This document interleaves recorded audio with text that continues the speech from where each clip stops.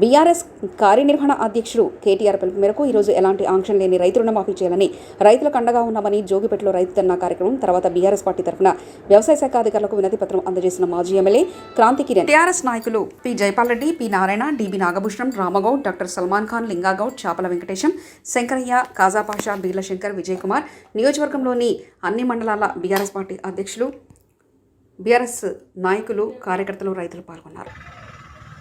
పథకాలు అట్లనే అందులో రుణమాఫీ అనేది రెండు లక్షల రుణమాఫీ అని ఒకటి, మనం 10,000 రైతు బీమా ఇస్తుంటే ఆయన 15,000 అని, 2,500 ఆడవాళ్ళకి ఇస్తామని, ఇండ్లు 5 లక్షలని, ఈ విధంగా ఎన్నో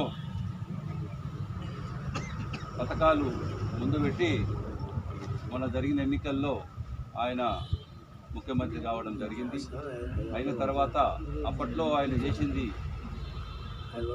బ్యాంకు నుంచి డబ్బులు తెచ్చుకోండి, అప్పులు తెచ్చుకోండి, డిసెంబర్ 9వ తారీఖు వరకు ఇవన్నీ నేను క్లియర్ చేస్తా అని ఆయన పెద్ద వాగ్దానం చేయడం జరిగింది.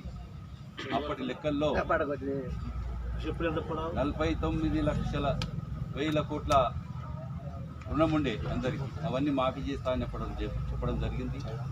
తర్వాత మన కేసీఆర్ గారు మన పార్టీ కూడా కొంత సమయం ఇచ్చి 4-5 నెలలు సమయం ఇచ్చిన తర్వాత మనము వాళ్ళని డిమాండ్ చేయడం జరిగింది. మరి మీరైతే ఈ పథకాలు చెప్పారు, మరి ఏ విధంగా చేస్తారన్న దాని మీద మాట్లాడితే అప్పుడు కొంత చలనం వచ్చి 15 ఆగస్టు వరకు కూడా చేస్తారని మాట్లాడారు.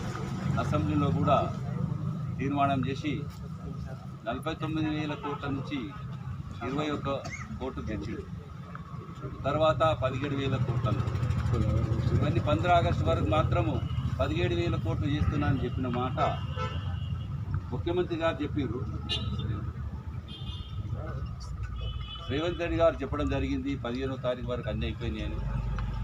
మొన్న జరిగిన బ్యాంకర్ల మీటింగ్లో మన ఫైనాన్స్ మినిస్టర్ బట్టి విక్రమ గారు 7,000 కోట్లు మాత్రమే ఇవ్వడం జరిగింది. మిగతా 9,000 కోట్లు బ్యాంకర్స్ని అడిగింది ఆయన, క్వశ్చన్ చేసి ఎందుకు ఇవ్వలేదని.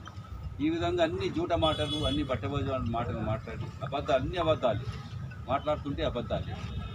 ఆయన చేస్తున్న ఈ కార్యక్రమాలన్నీ మన పార్టీ తరఫు నుంచి కేటీఆర్ గారు, హరీష్ రావు గారు అసెంబ్లీలో ఎంతో కొట్లాడి ఎన్నో విషయాలు మాట్లాడితే ఈరోజు ఈ 15వ తారీఖు వరకు కూడా 40% మందికి మన పార్టీ తరఫు నుంచి పోరాటం చేస్తేనే, ఆ పెద్దలందరూ కూడా అసెంబ్లీలో మాట్లాడితేనే ఈరోజు ఆ 40%మే